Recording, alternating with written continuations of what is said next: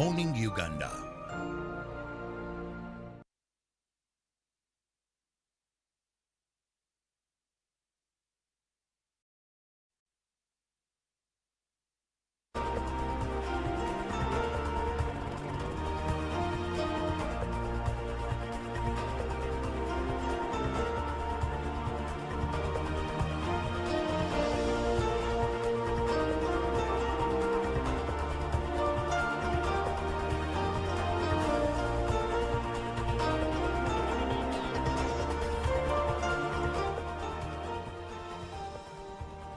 It is a special moment and a special morning. Good morning and thank you for joining us once again on this marvelous show, Good Morning Uganda. Well, my name is Olive Monica Najuma. Now, as we draw close to Easter Sunday, which will be this weekend, and it will be a long weekend for many, at least in the corporate world, starting Friday up until Monday, I wonder what your thoughts are and what some of your achievements have been during this Lent period when we have been fasting and praying, getting closer to our Creator, and of course putting our ducks in a row in different spheres of our lives. Now, I hope that as you have been fasting, for you that has been fasting, that this has been a tremendous period for you, and that you have been able to make certain good decisions or steer yourself into the right direction. Well, and for those that didn't fast like me, I hope that maybe next year you can do this again. But also, it does you no good to go ahead and fast and do all these things when your heart is not clear. I like to live with a clear conscience and do good by the people around me, people in the community, because I believe we can all worship God in different ways, and giving back, doing good in the community, helping others is one of the ways that you can achieve this. But for our brothers and sisters that have been fasting and are breaking their fast this Friday on Good Friday, we say congratulations, because fasting is not a walk in the park, but you have done it. And for our Muslim brothers and sisters that are still going through Ramadan, we wish you all the best, and whatever you wish for and pray for and are believing God for, come your way henceforth. Well, my name is Olive Monica Najuma once again, and I am by Jerome Paul Sonko and Chantal Olive Kandinda. And together we take you through this morning up until 9 a.m. where we will have topical discussions during our newsreel at 7 and of course at 8 a.m. And we will give you news also internationally, locally, press review, and so much more. So stick with us. And with that being said, good morning, Sonko. Oh, good morning. I'm in high spirits, if you to ask me. It has always been. And when you mention Sonko, my attention runs to Senegal. Because the leader of opposition in Senegal is Osman Sonko, and he did not appear on the ballot paper. But as we speak, someone he was rallying behind is the new president-elect of Senegal, Bassirou Diomaye Faye. And you couldn't make any better script for a president. You can imagine someone was elected president and announced to be the new president on his birthday. Yes. On his 44th birthday. His 44th a man of birthday. 4 children, a married man by the way, 4 children, 44 years, becoming the youngest president on the continent. It's a huge one. And well, when I look at the journey of his success, going back to my namesake, who is the leader of opposition, Usman Sonko, who was banned from getting onto the polls this year, I get to realize that maybe, you know, everyone has got luck in a different way. And this one for President-elect Faye, I think his luck came his way because he was arrested a few days to the polls, and here he is.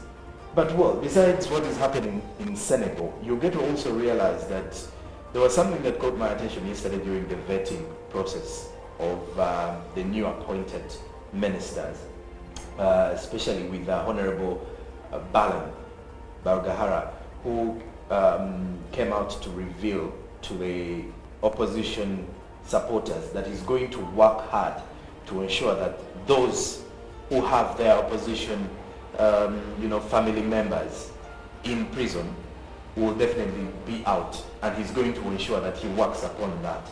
So I think he's, he's getting to work very early, and he has promised so much at the get-go. But nonetheless, it's a good morning. Yes, it's a good morning. And speaking of the new minister for Youth and Children Affairs, that is Balam Balgahara, he also yesterday met a group of pupils that were visiting Parliament, and when he had a conversation with them, he promised to work on children affairs to ensure that every children gets a piece of the national cake. Like Soko said, yes, he has started early. He is already right on track doing his job. Good morning, Chantal. Good morning, Olive. How are you?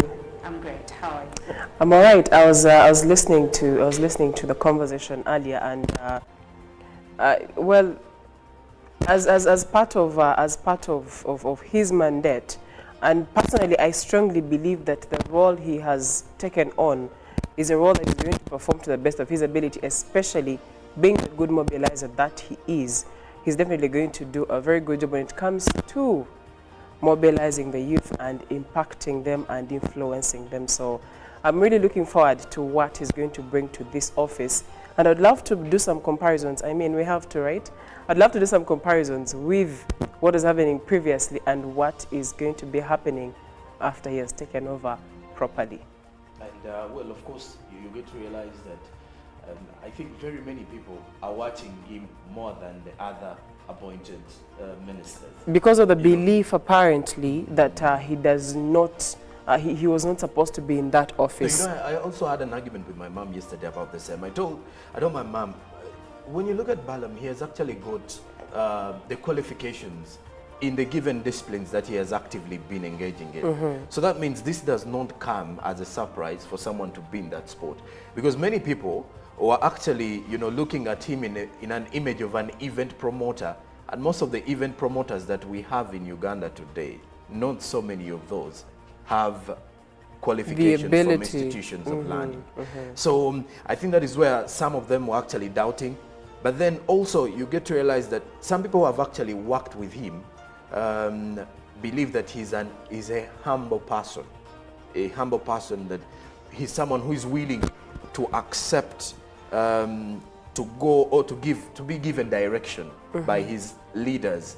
And so that means for any person out there, if you need a leader who is actually, to look deep into, you want a leader who is a listener, a leader who is going to show you direction, the same way he's picking direction from those above him. Right. And I think that is something that you're picking up from him. But not only Balam, by the way, you get to realize we have some other new, young ministers that were also vetted, especially and all the candidates that were vetted yesterday. Honorable Fiona Nyamutoro.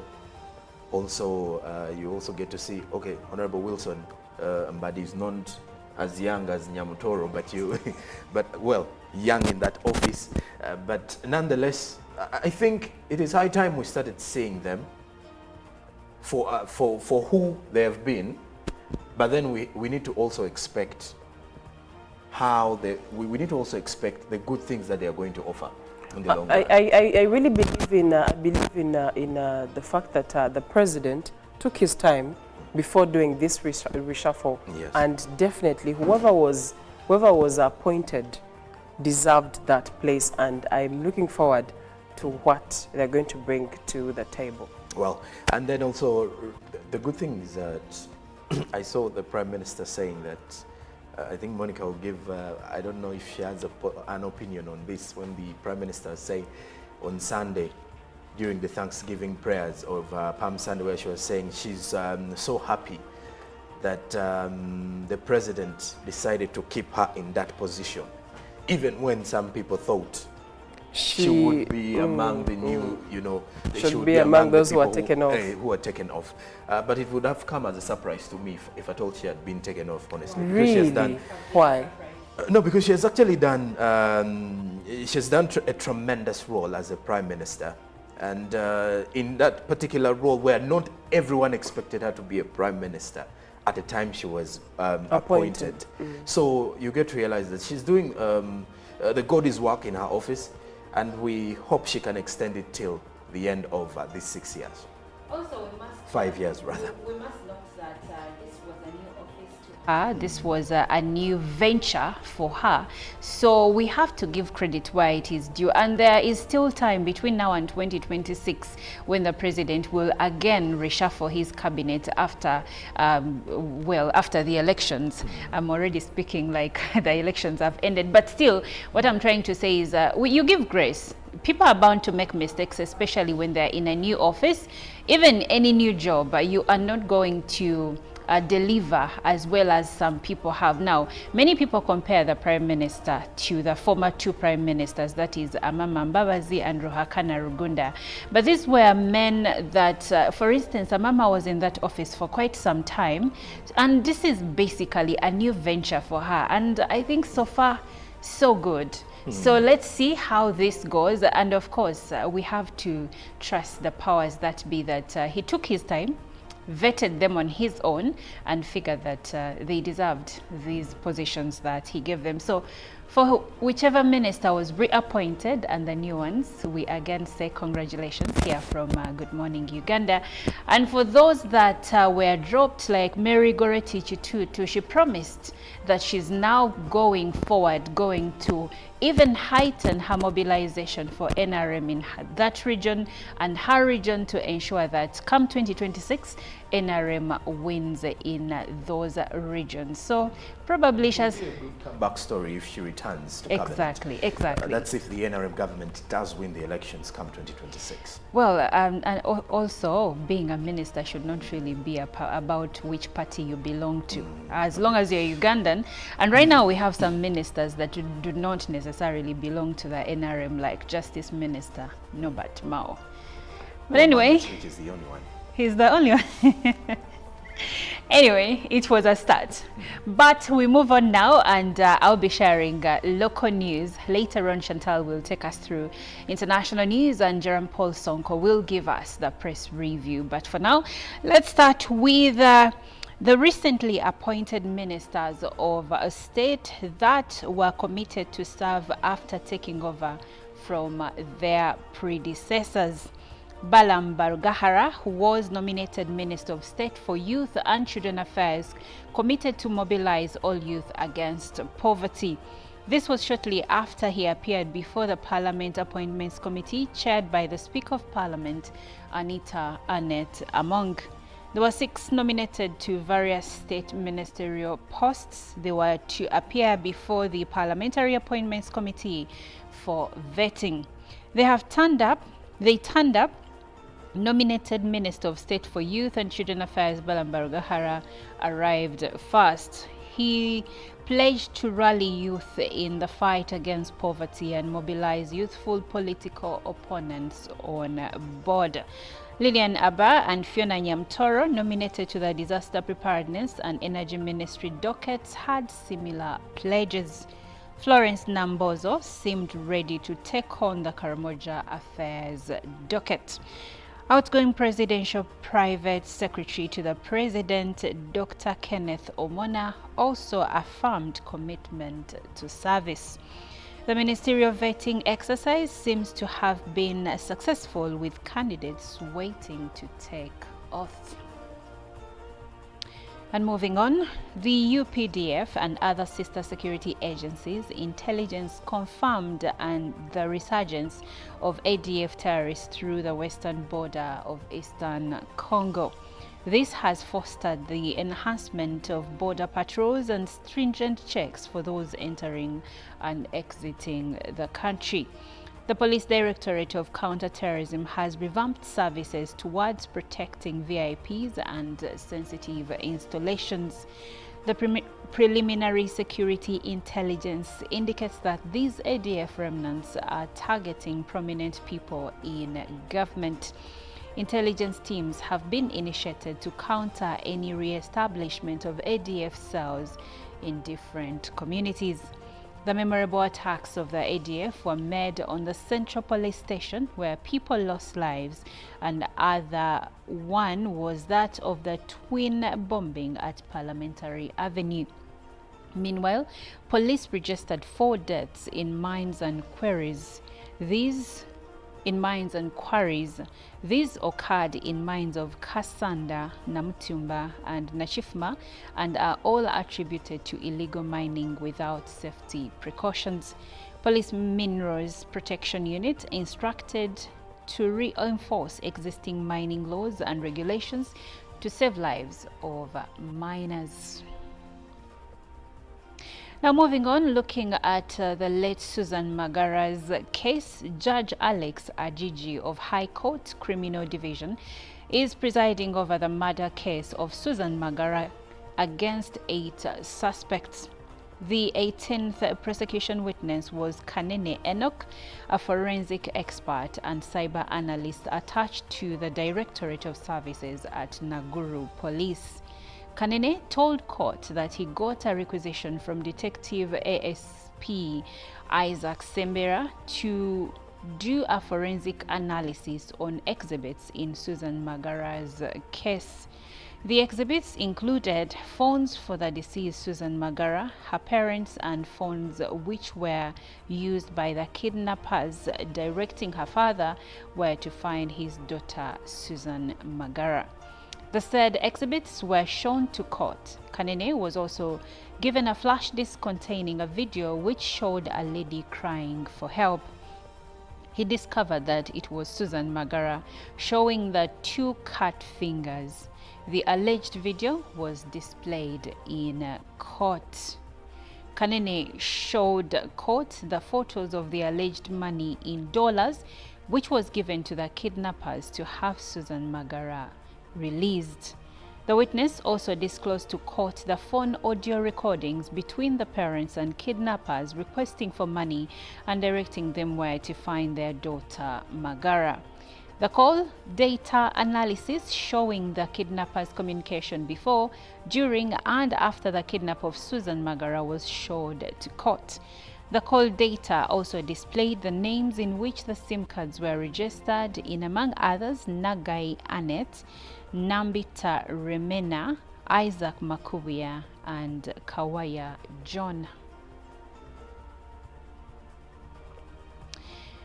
In other news, the Parliamentary Committee on Environment and Natural Resources, chaired by West Budama South Member of Parliament Emmanuel Otala, has concluded an oversight tour of the solar-powered water supply and irrigation project sites in central and western Uganda.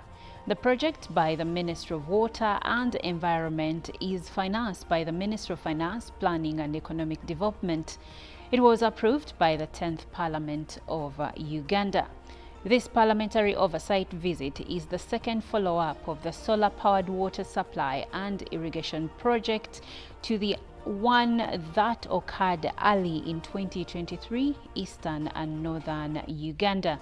This time, signs in the central and western region of the country showed tremendous progress in infrastructure setup and utilization. Sonko, a passion fruit and tomato grower in Lutente, earns about 15 million on tomatoes a week and used to spend close to 35% of that to run the farm. Each solar system costs an average of between 600 million to 750 million to set up. Government, through the Ministry of Water and Environment, contracted Nexus Green, an international solar company operating in Uganda, to develop 687 of such sites across the country. Currently, 161 sites are still under construction, 367 are at design stage, and 351 sites have failed at different stages of design due to poor water quality, and 50 sites are completed and undergoing commissioning but still face potential risks. Well, that does it for the local news. Now, Chantal Olive takes us through the international news. Now, internationally, the UN Security Council has called for an immediate ceasefire in Gaza after the US did not veto the measure in a shift from its previous position. It also demanded the immediate and unconditional release of all hostages. It is the first time the Council has called for a ceasefire since the war began in October after several failed attempts. The move by the U.S. signals growing divergence between it and its ally Israel over Israel's offensive in Gaza in an unusually strong rebuke. A statement from the Israeli Prime Minister's office said the U.S. had abandoned its previous position, which had directly linked a ceasefire to a hostage release. Regrettably, the United States did not veto the new resolution, it said. The statement said this harmed efforts to release hostages by giving Hamas hope it could use international pressure on Israel to achieve a ceasefire without freeing the captives. It also said Mr. Netanyahu had decided to cancel meetings between the Israeli delegation and U.S. officials in Washington that were scheduled for this week. Israel's defense minister said Israel would not stop the war in Gaza while hostages are still being held there. Now, away from that, Russia's President Putin says for the first time that radical Islamists were behind last week's attack on a concert hall outside Moscow, but suggests Ukraine was also somewhat involved. 11 people have been detained in connection with Friday's attack, which saw camouflaged gunmen storm into Crocus City Hall, open fire on concert goers, and set the building ablaze, killing at least 137 people. We know that the crime was committed by the hands of radical Islamists whose ideology the Islamic world itself has been fighting for centuries, Putin said in a televised meeting yesterday. This atrocity may be just a link in a whole series of attempts by those who have been at war with our country since 2014 with the hands of the neo-Nazi Kiev regime, he said, referring to Ukraine. Of course, it is necessary to answer the question why, after committing the crime, the terrorists tried to go to Ukraine. Who was waiting for them there? Putin asked. Putin did not mention the affiliate of ISIS that claimed responsibility for the attack. And away from that, a few heard of him a year ago, and now he is set to become president. Bassirou Diomaye Faye's extraordinary rise caps a roller coaster period in Senegalese politics that caught many off guard. Months in jail alongside ally and kingmaker Ousmane Sonko ended suddenly, with the pair released the week before the presidential election. Now Mr. Clean, as he's nicknamed, must get to work on the sweeping reforms he promised. Methodical and modest are words often used to describe the tax collector who celebrated his 44th birthday yesterday. Mr. Faye fondly recalls his rural upbringing in Ndiaganiao, where he says he returns every Sunday to work the land. His love and respect for village life is matched by his deep distrust of Senegalese elites and establishment politics. And lastly, matters climate. Rising global temperatures are associated with inflation in food prices, both in regions that are already hotter and in countries outside the tropics like US, according to a study published in the journal Communications, Earth and Environment. Researchers from the Potsdam Institute for Climate Impact Research and the European Central Bank studied monthly price indexes between 1996 and 2021 in 121 countries. The study found food prices are the monthly inflation signal most strongly associated with the climate, which researchers attributed to the supply shocks associated with temperature increases. Both new milestones for extreme heat and shifts in average temperatures are associated with longer-term inflation in European countries, where the summer of 2022 broke temperature records. The heat was accompanied by food inflation increases of 0.43% points to 0.93 percentage points. The research also projected that between now and 2035, those same temperature increases would lead to climateflation increase of up to 3 points. The same European food inflation driven by last year's extreme heat in Europe would be amplified 30% to 50% in 2035, according to modeling for that year's temperature increases. That's it for climate news and what is happening across the world. Well, as we come back from what is happening across the world, I picked note again in the election that just happened in Senegal. And the president-elect, Mr. Faye, has a close resemblance to our Mr.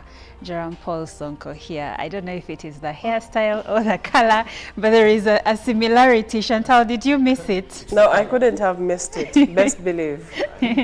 Sonko, Chantal, are you seeing what I'm saying?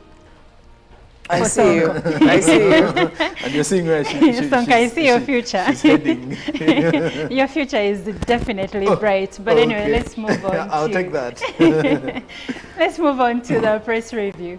And well, with the press review, I start off with what the New Vision is highlighting as the new O-level marking guide out, objective questions scrapped, exam papers given more time, according to the marking guide. Now, Masindi school residents lack clean water, a pictorial of some of the students going out to fetch water away from the school.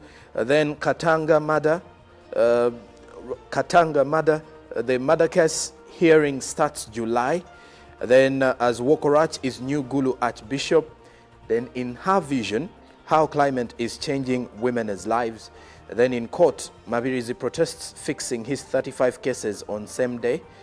And also what MPs told new ministers after their vetting. And you can also look at the government driver arrested over NAM car theft. Interesting. It's 2 months away.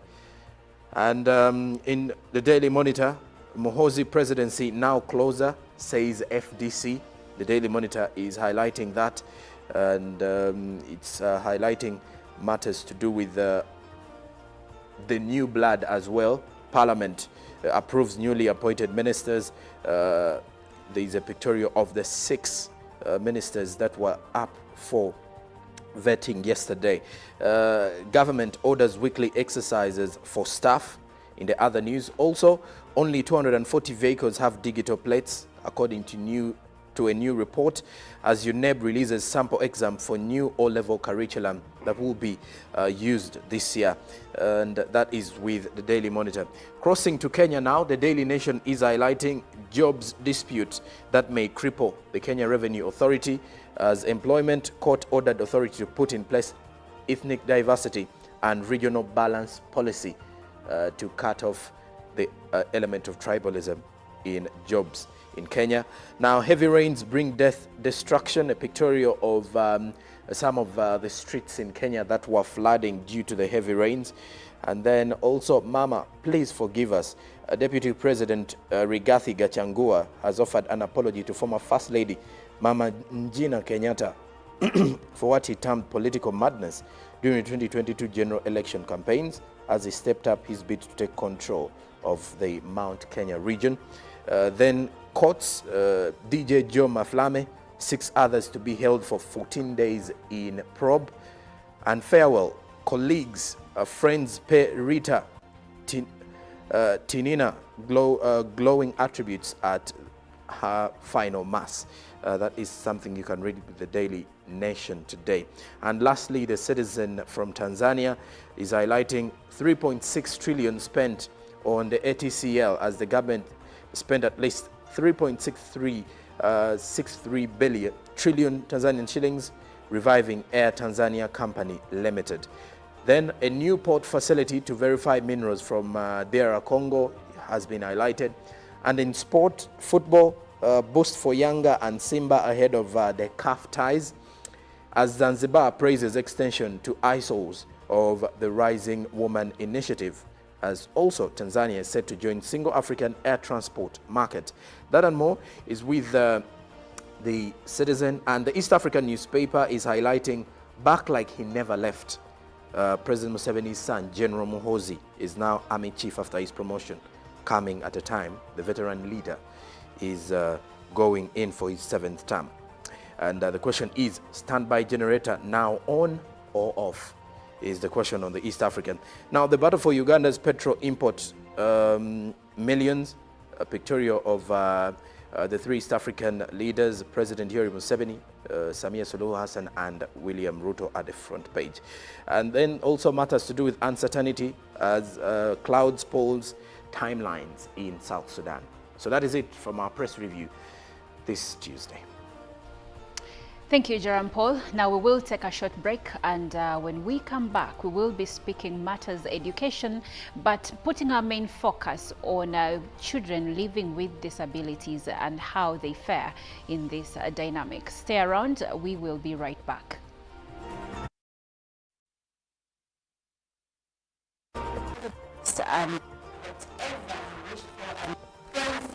And believing God for come your way henceforth. Well, my name is Olive Monica Najima once again, and I am by Jerome Paul Sonko and Chantal Olive Akandinda. And together, we take you through this morning up until 9 a.m. where we will have topical discussions during our newsreel at 7 and, of course, at 8 a.m. And we will give you news also internationally, locally, press review, and so much more. So stick with us. And with that being said, good morning, Sonko. Well, good morning. I'm in high spirits, if you don't ask me. It has always been. And when you mention Sonko, my attention runs to Senegal. Because the leader of opposition in Senegal is Osman Sonko, and he did not appear on the ballot paper. But as we speak, someone he was rallying behind is the new president-elect of Senegal, Bassirou Diomaye Faye.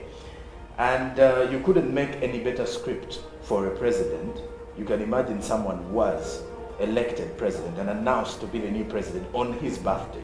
Yes. On his 44th birthday. His 44th a man of birthday. 4 children, a married man, by the way, 4 children, 44 years, becoming the youngest president on the continent. It's a huge one. And well, when I look at the journey of his success, going back to my namesake, who is the leader of opposition, Usman Sonko, who was banned from getting onto the polls this year, I get to realize that maybe, everyone has got luck in a different way. And this one for President-elect Faye, I think his luck came his way because he was arrested a few days to the polls, and here he is. But well, besides what is happening in Senegal, you get to also realize that there was something that caught my attention yesterday during the vetting process of the new appointed ministers, especially with Honorable Balan Balgahara, who came out to reveal to the opposition supporters that he's going to work hard to ensure that those who have their opposition, family members in prison will definitely be out, and he's going to ensure that he works upon that. So I think he's getting to work very early, and he has promised so much at the get-go. But nonetheless, it's a good morning. Yes, it's a good morning. And speaking of the new minister for Youth and Children Affairs, that is Balam Balgahara, he also yesterday met a group of pupils that were visiting Parliament, and when he had a conversation with them, he promised to work on children affairs to ensure that every children gets a piece of the national cake. Like Sonko said, yes, he has started early. He is already right on track doing his job. Good morning, Chantal. Good morning, Olive. How are you? I'm great. How are you? I'm all right. I was listening to the conversation earlier, and well, as part of his mandate, and personally, I strongly believe that the role he has taken on is a role that he's going to perform to the best of his ability, especially being the good mobilizer that he is. He's definitely going to do a very good job when it comes to mobilizing the youth and impacting them and influencing them. So I'm really looking forward to what he's going to bring to this office. And I'd love to do some comparisons. I mean, we have to, right? I'd love to do some comparisons with what is happening previously and what is going to be happening after he has taken over properly.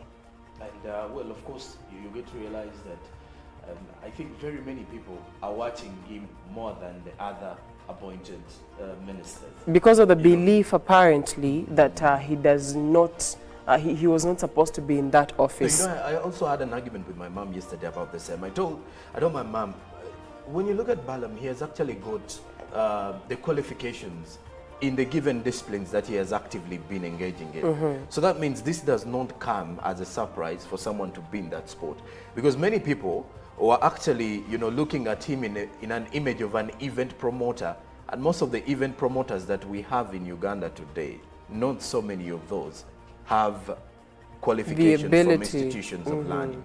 So I think that is where some of them were actually doubting. But then also you get to realize that some people are...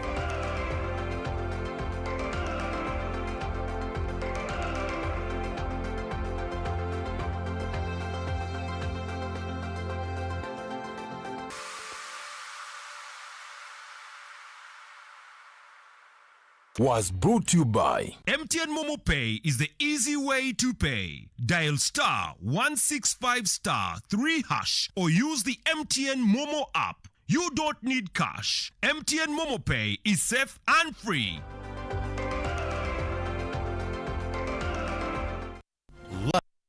This is News Power. This is Good Morning Uganda.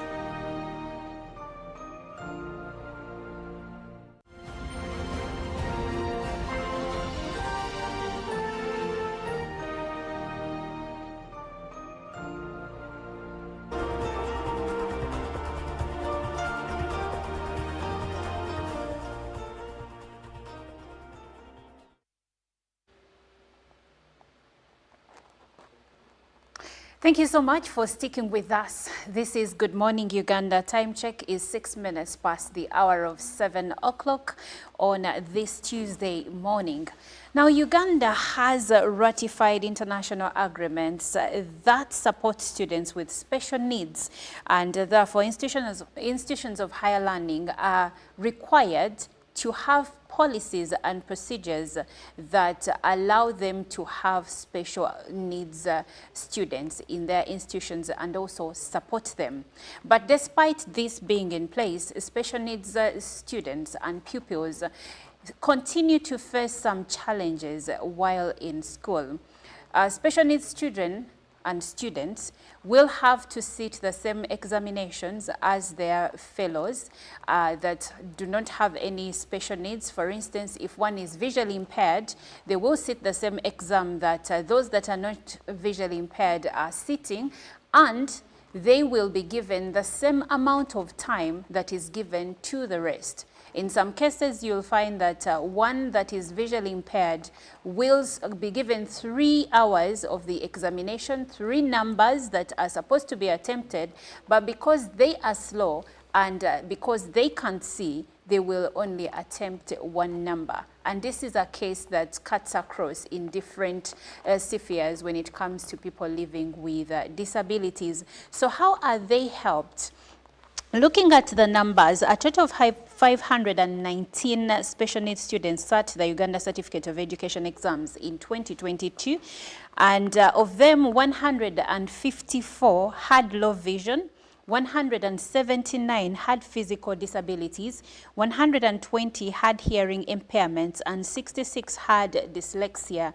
And even though only 14%, which is 74 of these, did not qualify to join Uganda Advanced Certificate of Education, if the situation permitted, they would probably acquire skills elsewhere. So now the conversation has moved to, should they maybe be included in tertiary institutions, because it is noted that they are finding grave challenges when it comes to studying the other way, the way as students that do not have impairments are studying, that is going through O-level and then going through A-level and then joining university. But now the conversation is surrounding them at least joining tertiary institutions so that they can get hands-on skills. That's where we need you to come in and share your views on the same. Should they be taken to tertiary institutions, or should they be given a chance? Do we need more to be done so that those that are interested in building careers elsewhere in other entities, like maybe engineering, can be able to do this without going to tertiary institutions? I am joined by Chantal Oliver Kandinda and Jerome Paul Sonko, and my name is Olive Monica Najuma. Now, Chantal, I'll come to you first. When we talk about tertiary institutions vis-a-vis students living with disabilities, and of course the conversation to send them to tertiary institutions vis-a-vis universities, what are your opinions on that? I would think that, or I would say that this is more like saying we're going to do one size and all of them should put on one size of a shoe, which is wrong, because depending on what their special need is, then something should be tailored. For example, some just need hearing enhancers. And that's all they need, and they can sit in class and they will learn in the universities. But also, have we thought about things like how many lecturers enter a class and they are able to identify that this is a special needs child or student? How many of them are deliberate? How many of them know? And then when we look at the fact that now we do more of online studies, or we have tried to incorporate online and physical studies, you realize that it even gets worse because there is that distance created.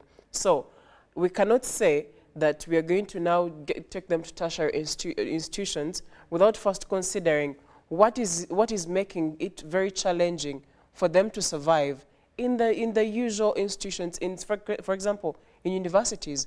So if we assess that and we are able to identify who goes to a tertiary institution, who stays in a university, then we can now have the conversation. But we can't wake up in the morning and say maybe we should take them to tertiary institutions without first assessing the cause of their failure. Some of them only failed because they were not as fast as the students who have no special needs.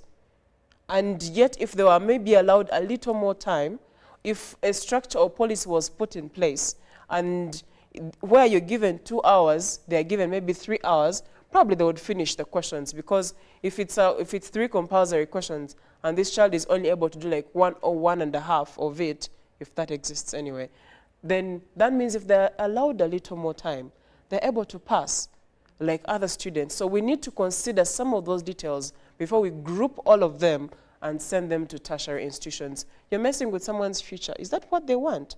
Maybe not. I hear you on that.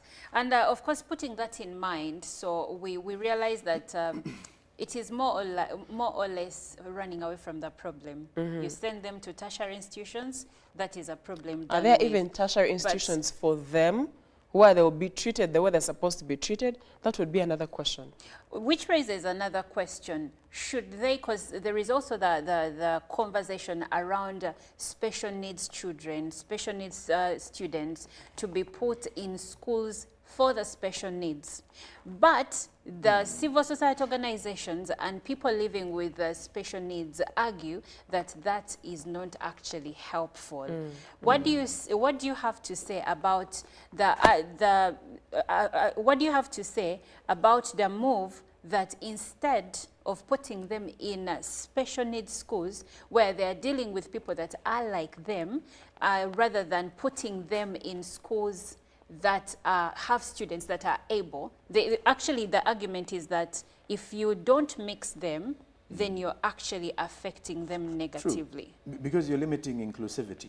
And one of the things that we are preaching every day is to see that we include these people in our day-to-day life.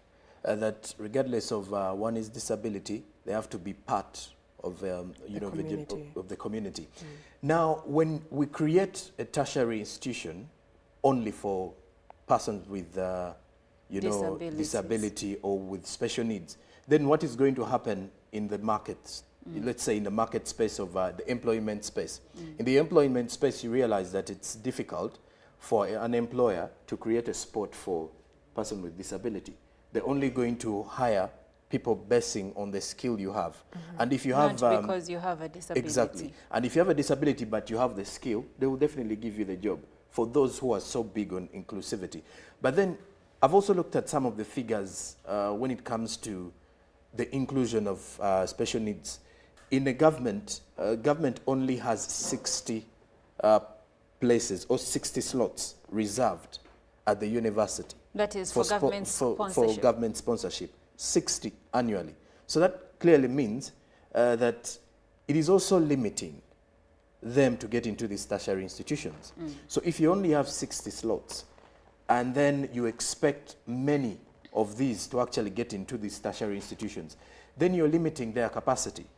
Because we've seen numbers increase from 222, that sat in 2022, to about 300, just with the just concluded 2023 USCE. So that means you have over 300 who are supposed to be in a tertiary institution or a university.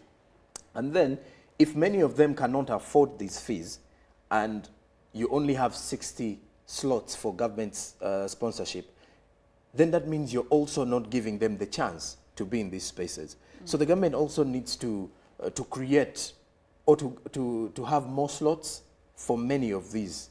Because one of the reasons as to why many are failing, or why some of the students with special needs are failing out, is even in schools, not so many schools are employing teachers that are specifically supposed to deal with students of special needs. And yet at universities, we have many people who are actually studying courses to deal with such, students and such people. But then when you go into schools, it's very rare. It's only maybe in schools that are offering, international curriculums that are very specific when it comes to hiring teachers that are supposed to be helpful to the students with special needs. Because special needs comes in very many forms. One may be deaf, the other might be having, disabilities with the body. One may not be able to walk without, a support system. And then even in schools, you will find that there is no pathway for these ones who can't actually walk on their own. And then others actually in wheelchairs. Then you realize that there are also those who have visual impairments. So that means there are specific teachers who can handle this.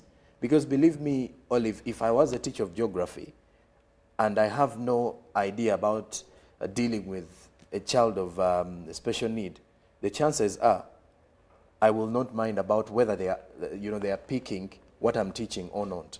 So that means if at all we have someone who comes in to assess their levels of performance, especially from school, then we can even have that discussion of sending them in tertiary institutions. But then also the government is limiting their space in tertiary institutions, because it's really difficult to deal with special needs children, because their kind of demands are quite high.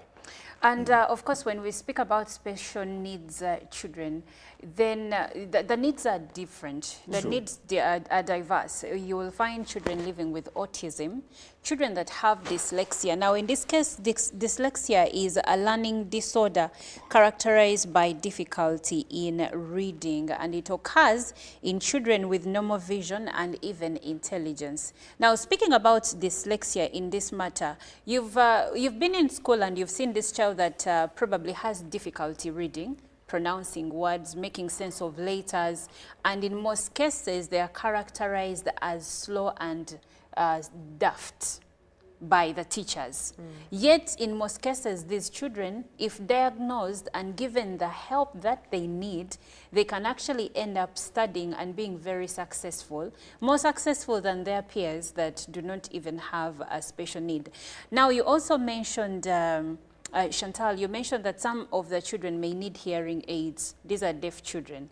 But some people from the deaf community are against cochlears. They are saying you could also look into employing people or teachers that can do sign language. Now, putting all these cases into perspective, what awareness do institutions of learning need so as to be inclusive when it comes to children living with disabilities? One, it starts from do not stigmatize them. Because some teachers or lecturers do stigmatize these students with with disabilities or with special needs. Then after that, let's go down to the detail of what is their special need. Then it is from that point that you will know if they are in my class, I will know how to handle. Also, when applications are being put forward and admissions given, are these lecturers actually aware, or these teachers, are they aware that they have children with special needs in their classes? Probably not. Also, I think we also need to think about, if we are going through some training as teachers, we need to know. I don't think there should be specific teachers for children with special needs. We can as well include it in the curriculum because as a teacher you teach everyone. That's true, but now if let's say the teachers know that these children we are dealing with have special needs, are they well equipped to handle them? Because I'll give you an example. How you deal with an autistic child is not necessarily how you're going to deal with another child. What am I saying? You need to give them extra attention and extra care because their needs are different. So how are these teachers equipped for that? I wouldn't really put my foot down and say they are equipped or they are not. Some are, some are not. And this is highly because we have not given as much emphasis or as much time to this very issue. Yet, it is an underlying issue that needs to be given. We wake up in the morning and talk about inclusion, inclusivity and all, but unfortunately, we don't go to the detail of what exactly needs to be done. So I wouldn't say teachers are aware of what needs to be done. Some do, some do not. And that is why I'm proposing that when we are going through our trainings as teachers, let that be included in the things we are trained at.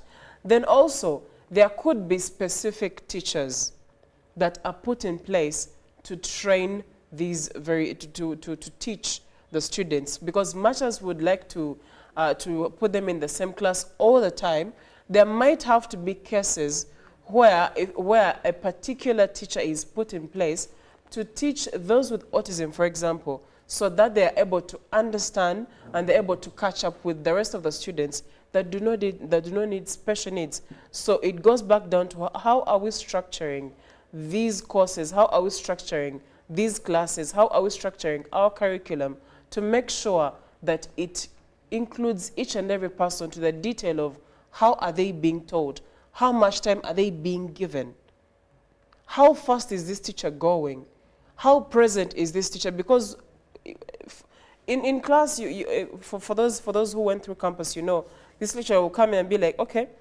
get this particular book by Professor so-and-so, go to this page, this is where this particular course or course unit starts, read that, I'm coming with a coursework next week.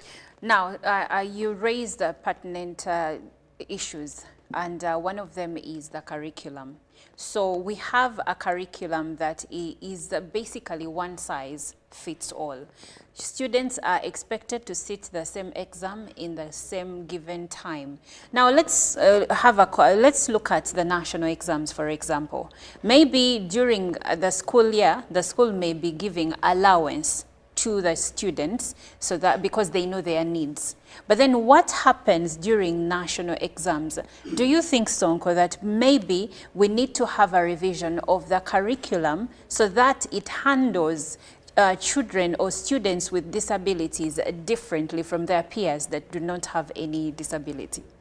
I think we have to revise it. How? Because you realize that some of these students have interpreters or others have, helpers who can try to take them through the entire education. Now, at times, as much as we are pushing for inclusivity, you realize that when you look at the performance rates, at times these examinations become very difficult for many of these special needs children. So the element of inclusivity, especially when it comes to the curriculum, there needs to be some changes. Changes in the style of teaching, changes in the style of even setting these examinations. They should, they should be examinations that are pretty much easier for these special needs children to interpret.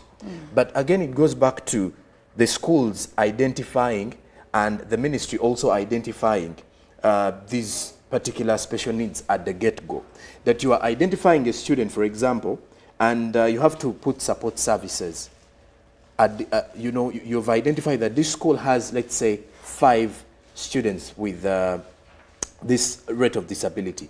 Then you go to the other school. So when you have this rate of students that are actually going to sit for the examinations, that means you have to put necessary services, and then the accommodation should as well be fundamental. Why? Why accommodation?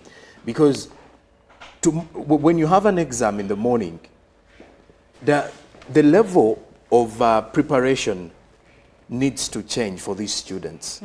That for them, because of the different inabilities or disabilities rather, and the special needs, you get to realize that they need special attention while they're in the week of their examination. So I think as we are going into, you know, examinations and the like, the curriculum needs to be revised and to also make it very possible for these students with disabilities or these students with special needs to fit in and also perform better as the others are performing. Okay. Now, when it comes to inclusive, we have mentioned inclusive curriculum, but also support services. You realize that most of our schools today, especially in urban centers, most of them are storage. Now, the question is, do they even have easy accessibility to the classrooms, to the dormitories? Are they even thought about when the blueprint for these buildings is being put out, or when most schools are, you know, coming up with construction designs? Do they even consider putting in place things like ramps so that those that are using wheelchairs are in position to, you know, go from one level to another?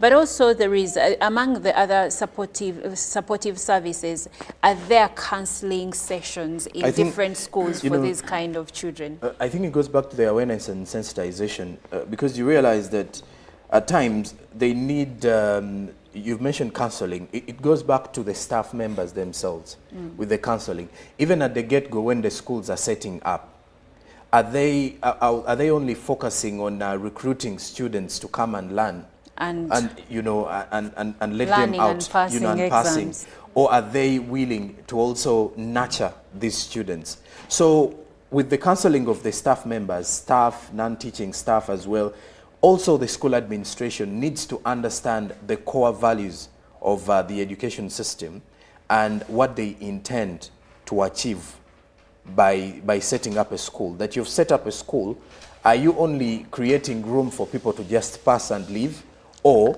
you're trying to educate and make people learn through the process? Also, are you setting up this school so as to cater to the educational needs of all everybody, children? Inclusive. Yes. With persons with disability or special needs students. Well, you can say that there's been a bit of improvement, even not just with schools, but right now when you look at most of the buildings that are being put up, they will tell you if you cannot put a lift, for example, if it's a storied building, you have to put an allowance for people, say, with disabilities like wheelchairs to be able to move. So there has to be a side with the stairs and a side with, I think it's called a slope, where they can use to be able to move to the next floor or something. So there's been a bit of changes in here and there. In some institutions. Yes, but in most schools, you will, right now if you went to most schools and try to check, to be honest, you realize that even the toilets themselves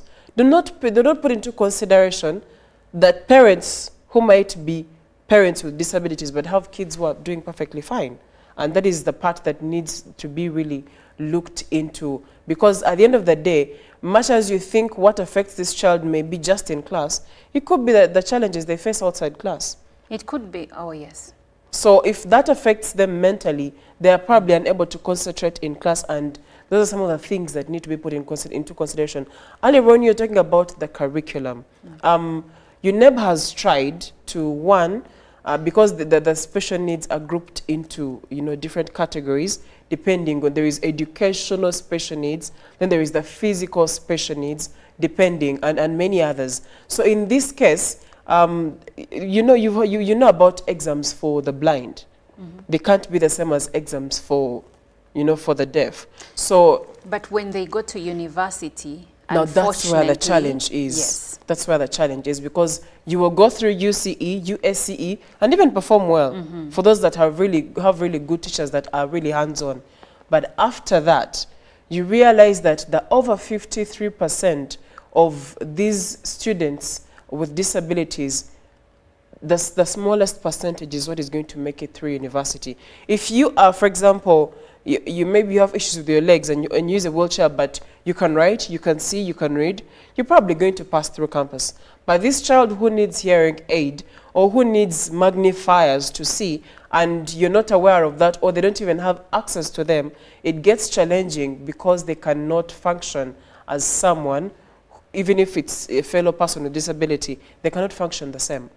All right, and now for those that finally make it out of university and graduate, what are the employment opportunities like for them outside school? Times are very minimal. And then most of them are either hired by NGOs, and of which these NGOs are also specific, because at least NGOs give room for employment. But how many NGOs do we even have vis-a-vis the students? So when you look at the situation, also why many fail out when it comes to the universities, they don't even have employment spots. Even internship placements are not favorable for persons with disability, which also, makes the competition, I don't want to even call it competition, but makes the desire. It's competition.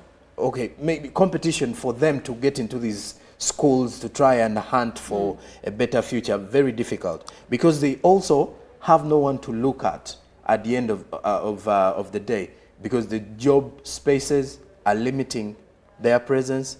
Most of the bosses are not accommodative of persons with special needs, because someone wants, because you can understand the nature of many jobs in Uganda today.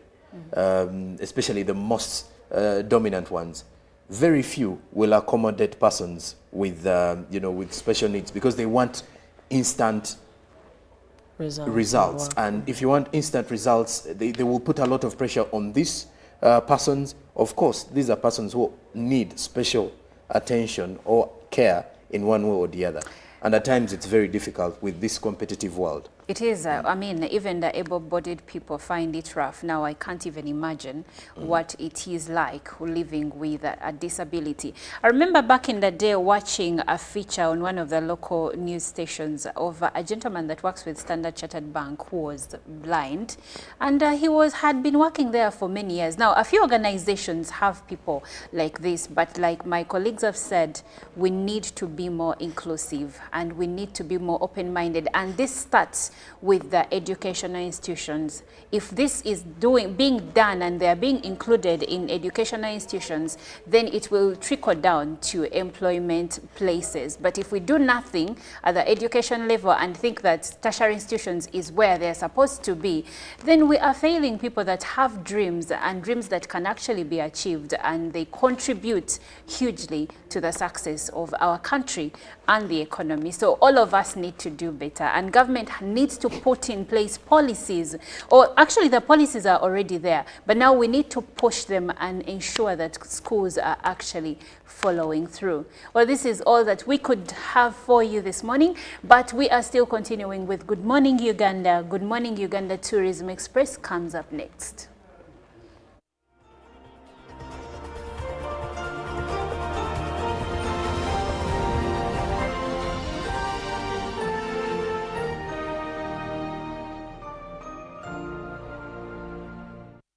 Live from UBC Studios in Kampala, this is Good Morning Uganda.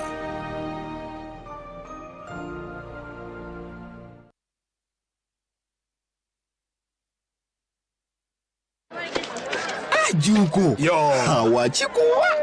Check the shopping, man. What's your secret? Haven't you heard of the parish development model PDM? Yes, I did, but I thought it was just a talk. No, Sebatia. It is real. I and a few friends together formed a circle, accessed money from the PDM, invested in a portrait project, and now things are moving. Juko. I thought I was one of your friends. You are. But you left me behind. I didn't leave you in poverty. What you do, just visit your LC2 chairperson and your parish chief and start the process of economic transformation. Just like that. The parish development model is an initiative from the government of Uganda through the Ministry of Local Government designed to transform all lives of Ugandans for the better. PDM, my parish, my development, my life. Nyati Motion Pictures brings you Tuko Pamoja, a documentary film about our unity as Ugandans and Africans. Bunyoro would have simply created an East African community that we are looking for today. The rulers of Bunyoro are actually Luos. We people who live across the Nile, we are so related from our myth or from just the Nile. We are the same people and genetically we are even the same people. We are similar people. We are one. Pamoja, we are one. Use that word, pamoja. Premiering every week from 3rd February to June 2024 at the National Theatre and Indira Center. Daily screenings are from 4th February to June 2024 at Ham Cinemax and the National Theatre. To get a ticket, call 0778 787 660. Tuko Pamoja?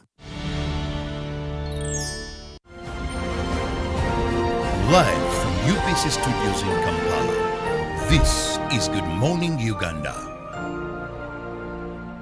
Live from UPC Studios in Kampala, this is Good Morning Uganda.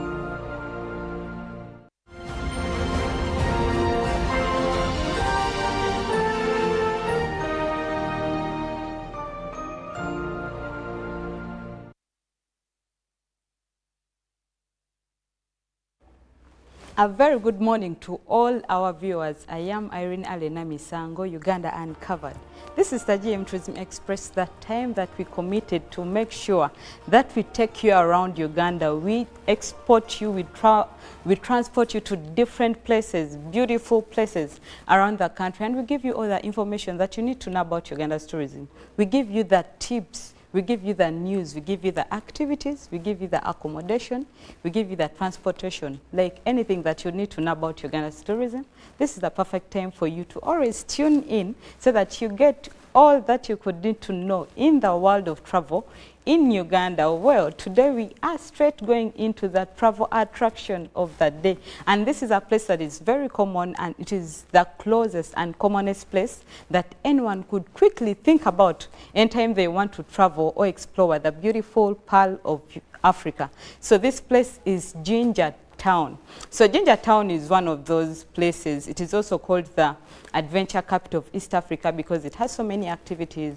It has, when you think about Jinja, you're going to think about ziplining in Mabira Forest. As proceeding to Jinja, you're going to think about the Ray Museum. You're going to think about Busoga culture, Bishop Hannington Monument, like so many things. But today we are particularly talking about the River Nile. This is actually Jinja City is called the Nile City because it has one of them, its most iconic tourist attraction is the Nile River. So the Nile River, there's so many things that we really pride about having the Nile River in the country because first it is Africa's longest river, but it is also arguably the longest river in the world. Some scientists say that it is the longest river in the world and others say that it is Amazon River in South America. However, for us as Ugandans and also Africans, we definitely pride in having the Africa's longest river, but also a river that is urged to be the longest in the world. Who wouldn't want to be here? Who wouldn't want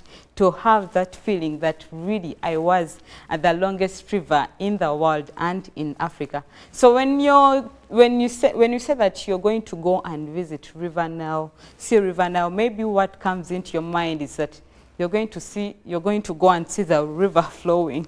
You see water flowing. But when we say that you're going to Jinja to visit River Nile, there are actually so many activities that you can engage in and also give you a deeper connection with River Nile, because what is it about having a trip or a safari if you cannot connect to a destination or activities that you're going to engage in? So there are activities that are actually going to help you connect to River Nile, and you come back very proud that, yes, I was on River Nile, the longest river in the continent. So these are some of the activities that you can think about when you visit River Nile in Jinja. And actually, River Nile is not only in Jinja.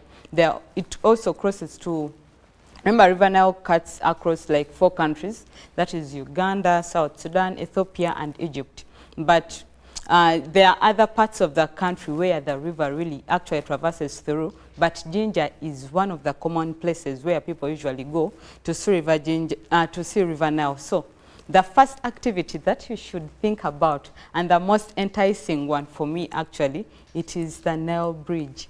Crossing the Nile Bridge. When you're at the bridge, you'll find that this is one of those places that you think that you've seen in the movies. Have you watched those movies that have very nice roads and the bridges up there, the towers up there? So when you're crossing the Nile Bridge, you might think that maybe you're in one of those very developed countries. And this is Uganda.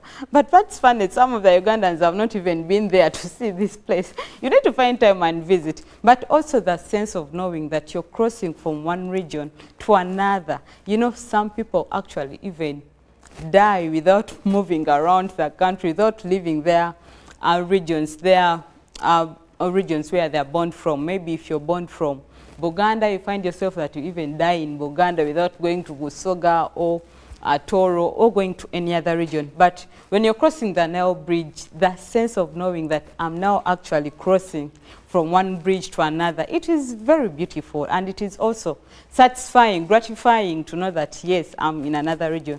So other activities that you can also think about when you're visiting the River Nile, the source of the Nile.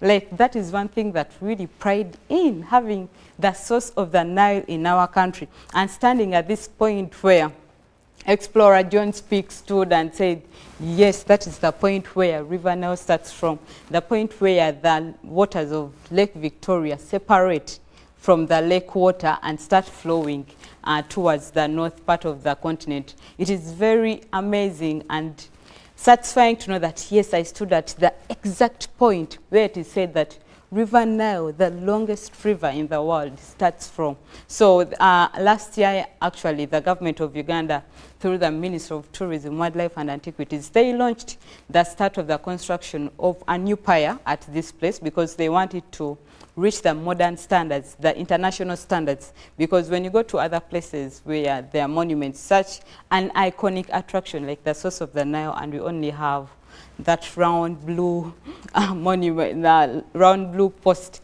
it really doesn't give it the significance that we have to attach to such an iconic attraction. But last year, the Ministry of Tourism launched and showed the proposed construction of a modern and international standardized pier that is going to be constructed at this place, so that when you go to visit the source of the Nile, you really feel that you are here at the source of the Nile. So there are also other adrenaline activities that you can engage in while you're in Jinja town, and particularly on River Nile. So this place is, like I said, it is the adventure capital of East Africa. So if you want those adventurous and real adrenaline activities like bungee jumping, actually, it is said that you take the leap of faith to kiss the Nile. So you jump from high above a cliff and you go and test and kiss the rivers of the Nile. So that is one of those activities that you need to engage in. By the way, it is not for the weak-hearted. If you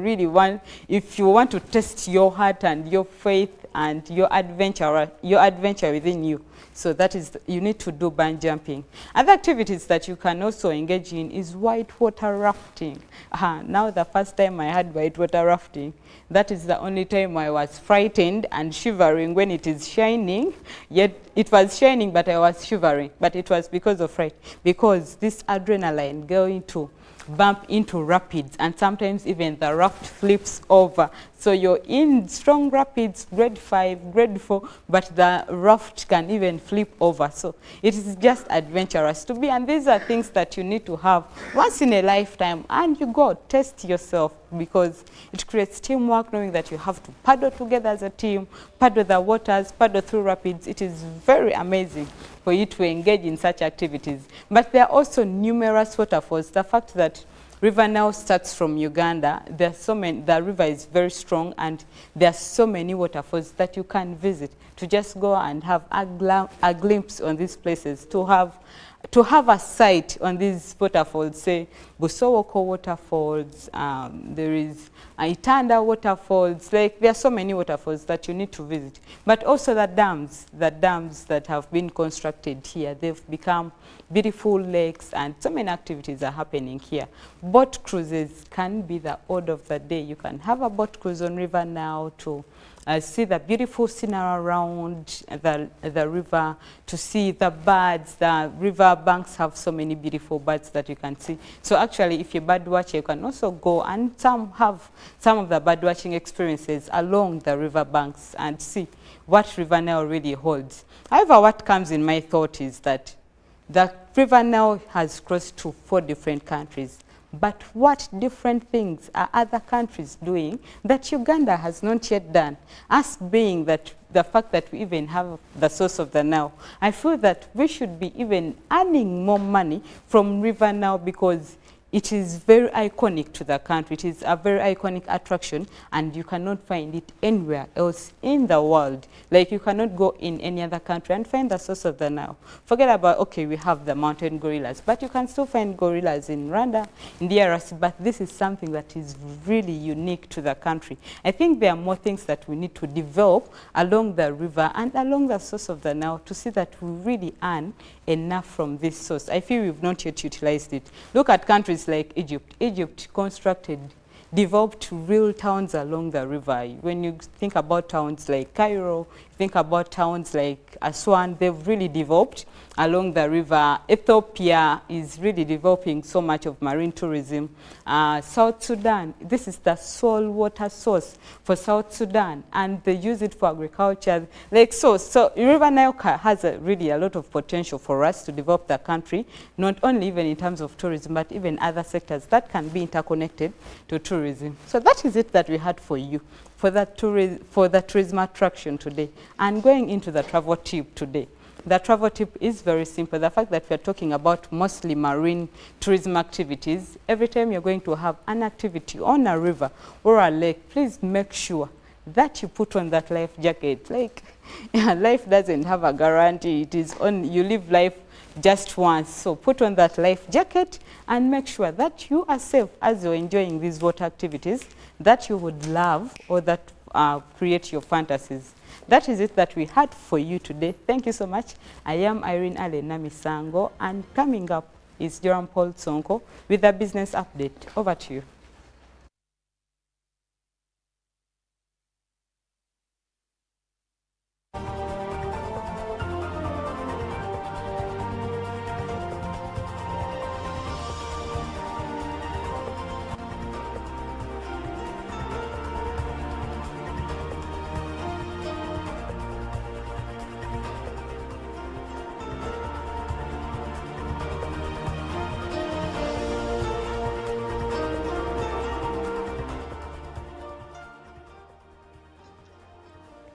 Good morning and many thanks for joining us. It's time for us to check into the world of business this morning. I'm Joram Paul Sonko, and here I am yet again. I have quite a number of business reports coming your way this morning, and I do hope you're geared up for the many.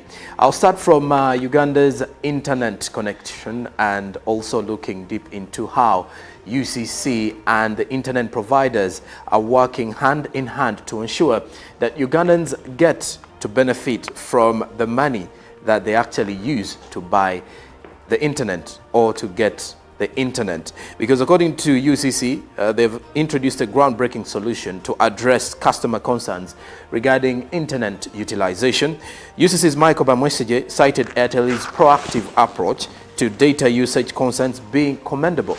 and he revealed this shows a commitment to customer satisfaction. Besides that, the telecom giant launched the Data Usage Manager.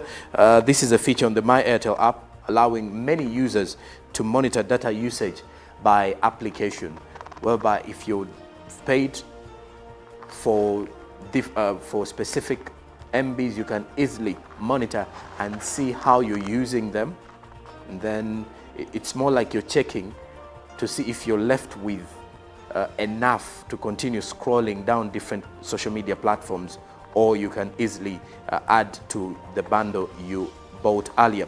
Now, besides that, the innovation launched by Airtel Uganda's managing director was or is aiming at empowering customers with tools for better data management.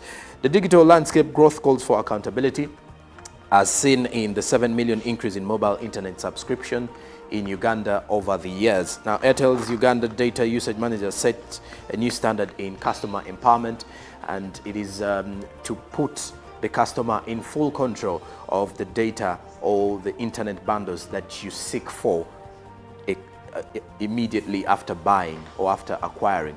So, as you look into a world where many of the internet subscribers are actually hitting millions in many countries, and also many businesses are adapting to the e-commerce sector, you get to realize that many of the internet subscribers, or many of the internet service providers rather, are also trying to come up with various innovations so as to mitigate the different challenges that will hinder internet speed and connectivity within the country.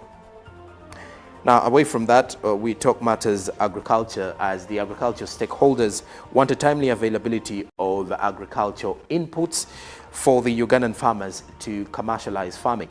When you look at some of the pillars of the parish development model, when the president was initially flagging it off, many of the advice was going to the subsistence farmers in Uganda, who were being reminded of turning their entire agribusiness, rather their entire agriculture practices into agribusiness or commercial agriculture. In this way, it would be very helpful to see that Uganda's agriculture sector continues to bloom, and then also to increase on the level of exports from Uganda's agricultural sector. Over the years, we've been saying agriculture is the backbone of Uganda's economy, but practically, you get to realize that the levels of export had decreased basing on specific crops. And this is why the president, through different programs like the parish development model that I have mentioned, is ensuring that many of the farmers or many of the households tap into the money economy, and the best way to do it is to commercialize their agricultural practices.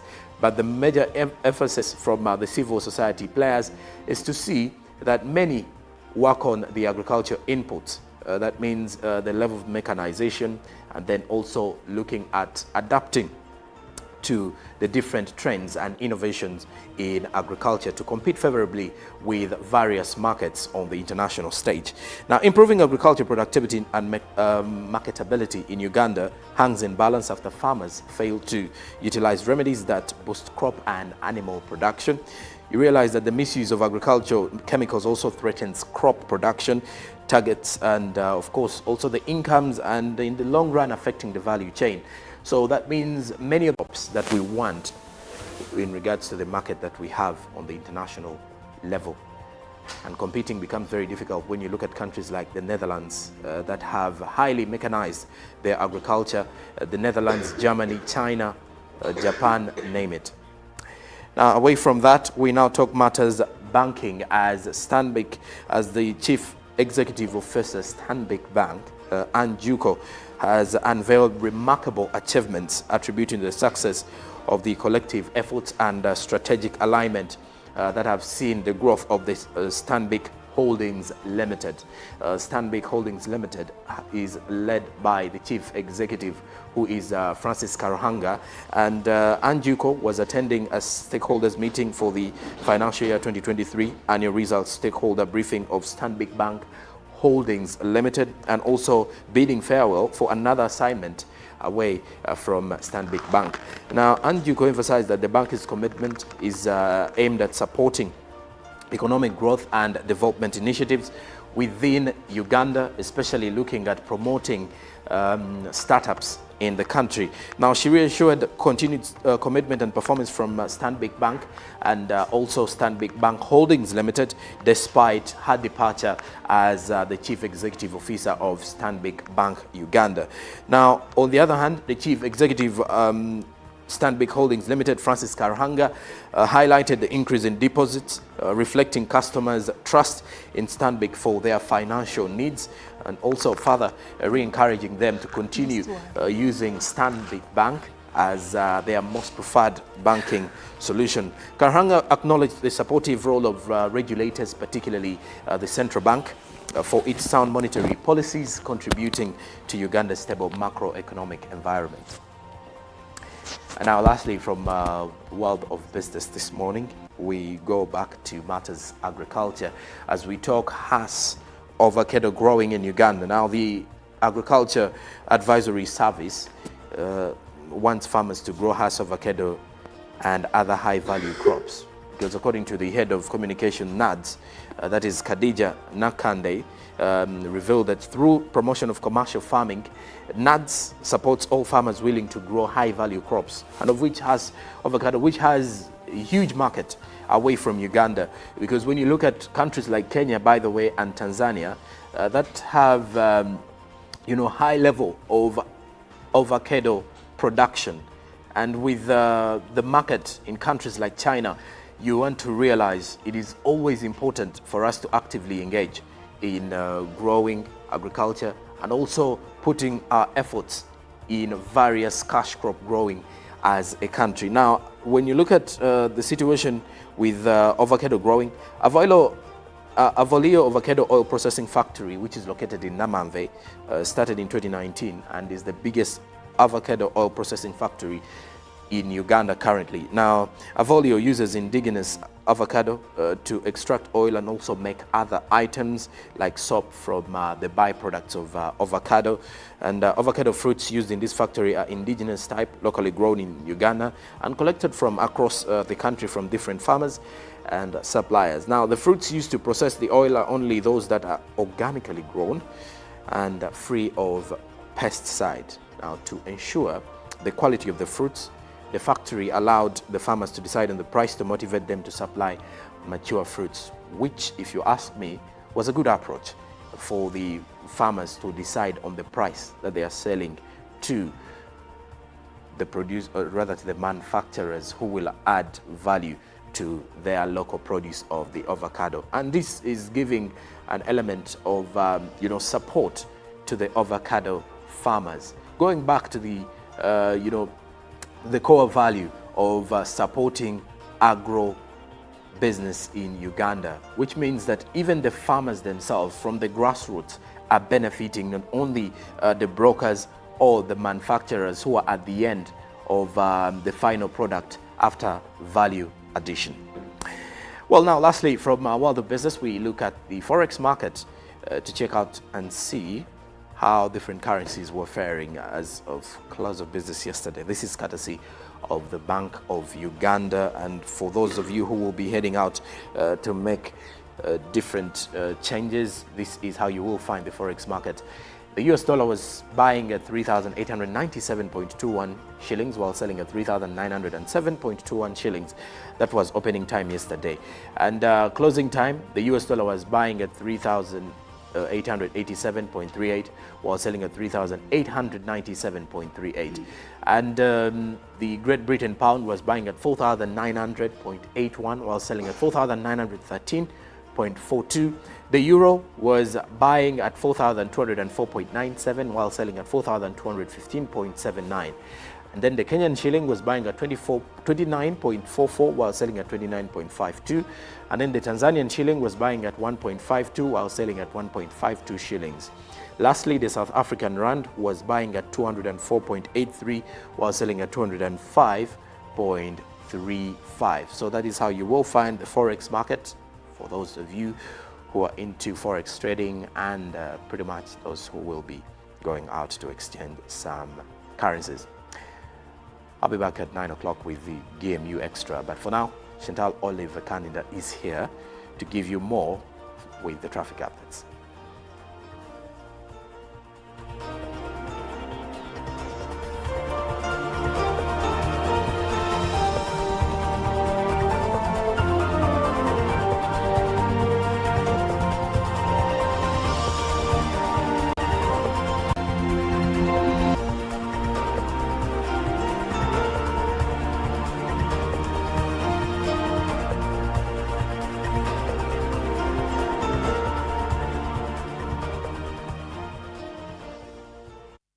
Good morning and thank you for joining us or for staying with us. For you who has been with us since 6:30 in the morning, it's time for our traffic updates. My name is Chantal Olive Akaninda. Let's see wherever you are headed how it looks like. Now, if you are coming from the old Chira Road or from Chira Road trying to make your way to town, you seem to be okay to move, but I want to go further into certain parts of Chira Road. If you're coming to Kamocha Market, as you can see, you're headed for a hold-up. Jam seems to be quite much as you're going further, trying to connect to Acacia Avenue. Traffic is terrible for you who's trying to make your way to town. For those who are leaving town, trying to get further onto Chira Road, Bukoto side, just a few hold-ups in the middle there, but there is nothing much to worry about.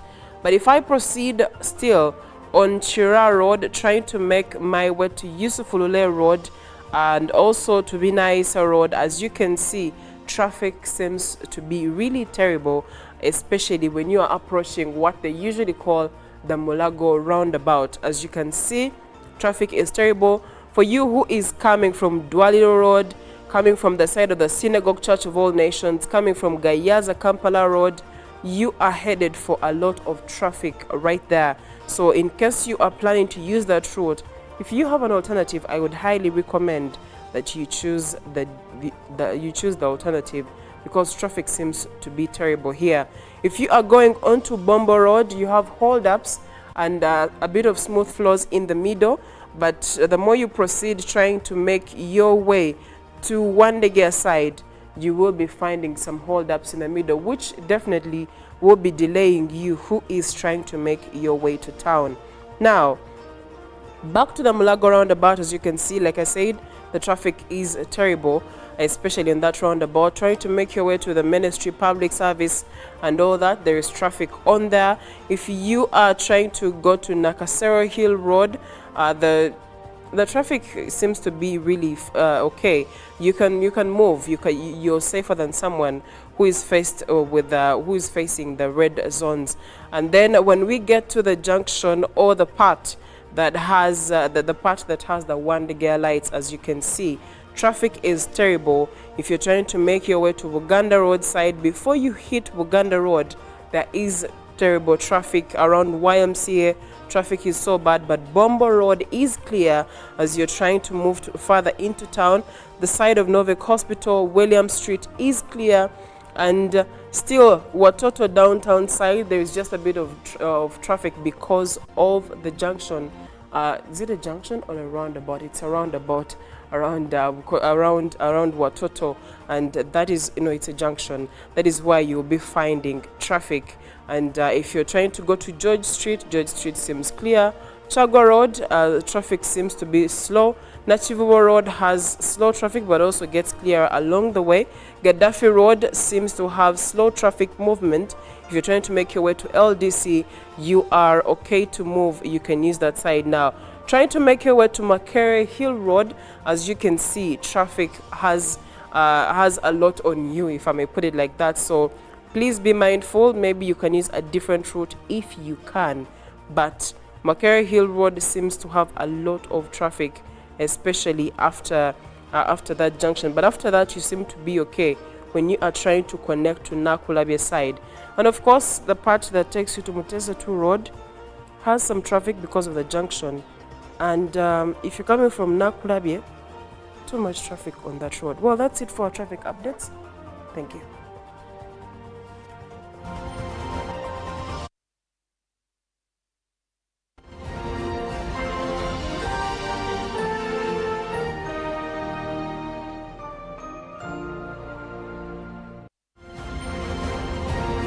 Live from UBC Studios in Kampala, this is Good Morning Uganda. Pick of the day on UBC.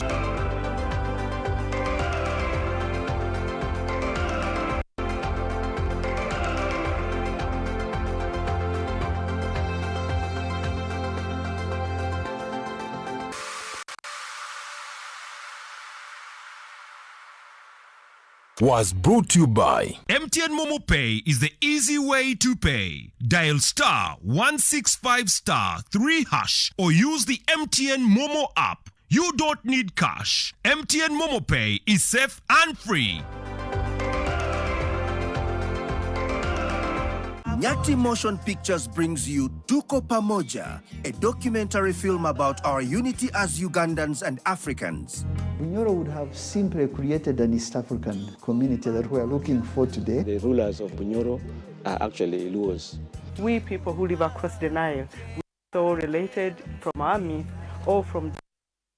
We are the same people and genetically we are even people. We are Moja, we are one. Use that word pamoja. Premiering every week from 3rd February to June 2024 at the National and in the from 4th February to June 2024 at Ham Cinemax and the National Theatre. To get a ticket, call 0778 787 660.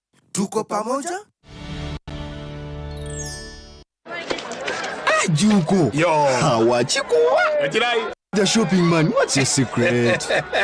Uganda wange. Didn't you heard of the parish development model PDM? Yes, I did, but I thought it was just a talk. No, Sebatia. It is real.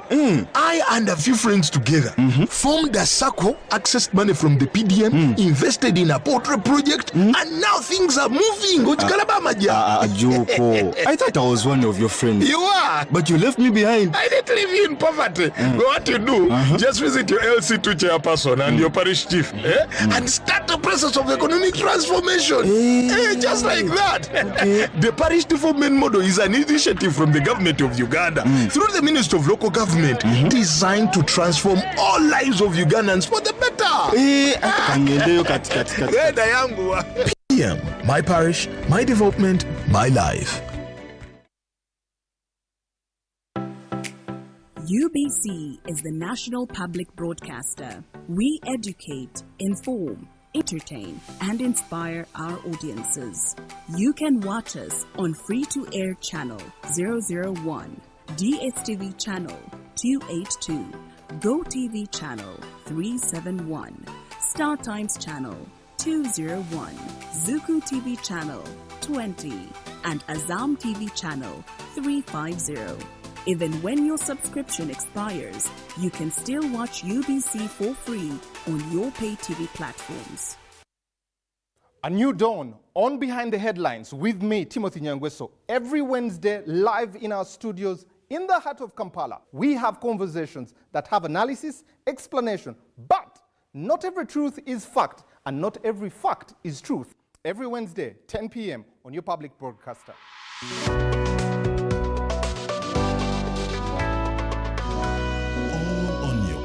Broadcaster, UBC, inspiring Uganda. The cardinal role of a government is maintaining law and order, safeguarding citizens' rights, and providing essential public goods and services. Throughout its tenure, the government has consistently upheld these principles. This foundation creates an environment conducive to delivering crucial social services to citizens through diverse approaches such as taxation, strategic budgeting, and effective policy implementation. A transformative education system, advancing healthcare provisions, enhancing social welfare, and propelling infrastructure growth, all of which continue to evolve daily to cater to the population's expectations. Supported by a meticulously organized network of ministries, government remains committed to serving its citizens. Coming soon on your public broadcaster, The Front Bench, your interface with the government every Monday at 8:30 p.m. with Joram Paul Sonko, only on your public broadcaster, UBC, inspiring Uganda.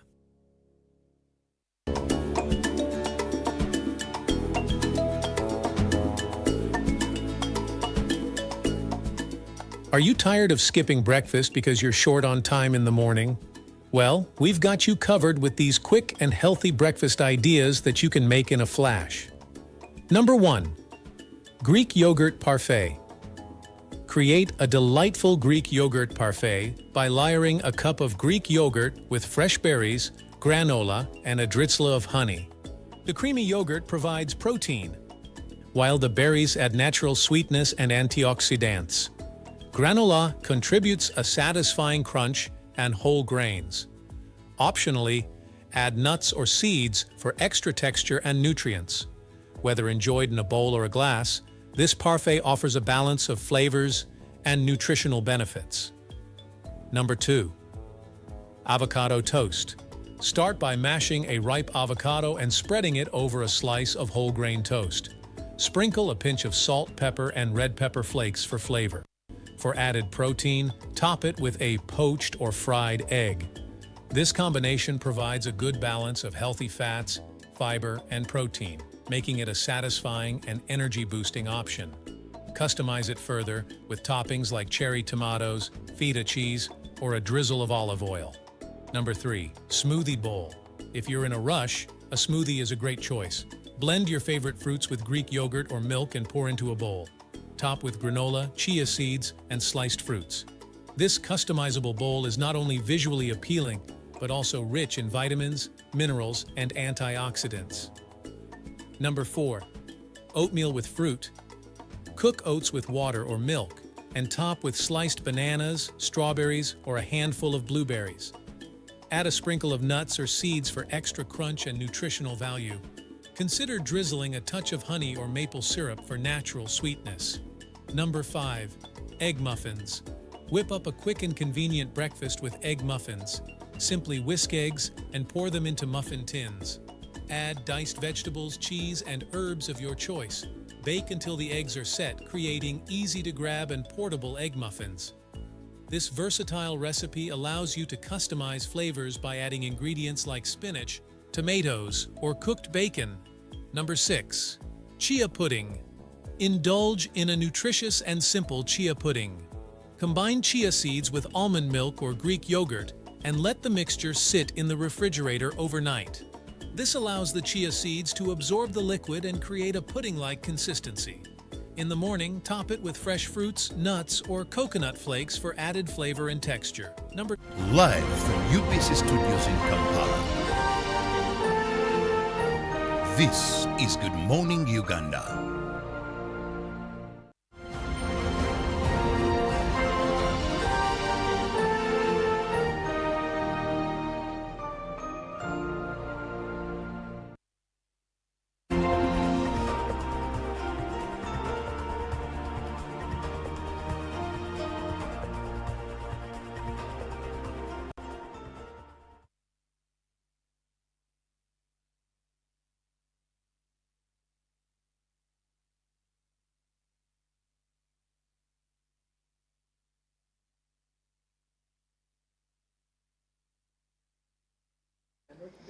Well, thank you so much for being a part of Good Morning Uganda. Once again, this is time for Agenda, where we usually have topical discussions with key opinion leaders and, of course, policy makers in our society. Now, today I am joined by the former Minister for Agriculture between the years of 1986 and 1995, and that is none other than Honorable Victoria Sechitoleko, who is also the chairperson of the Uganda Agribusiness Alliance. She'll tell us more about that. Now, a little background on what we are talking about today. We are launching into agribusiness. And according to the financial year 2022-2023, agriculture accounted for about 24% of GDP and 35% of export earnings for Uganda. So it is safe to say that agriculture is the bedrock of our economy, but a lot goes into this. Before a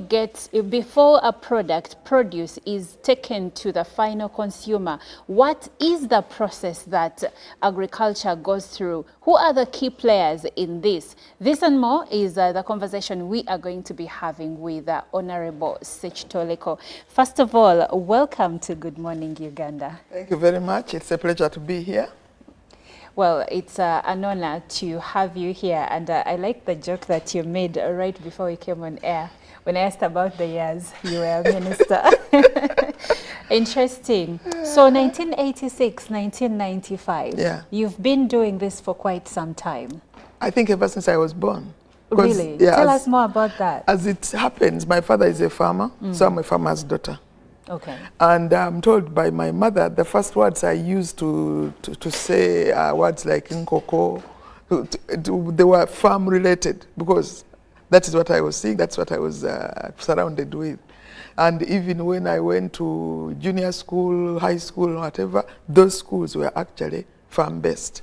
So farming, agriculture is in your blood, so to speak. Yes. Well, now, before we even start, tell us more about the Uganda Agribusiness Alliance. Uganda Agribusiness Alliance is actually an amalgamation of Ugandan organizations, most of them private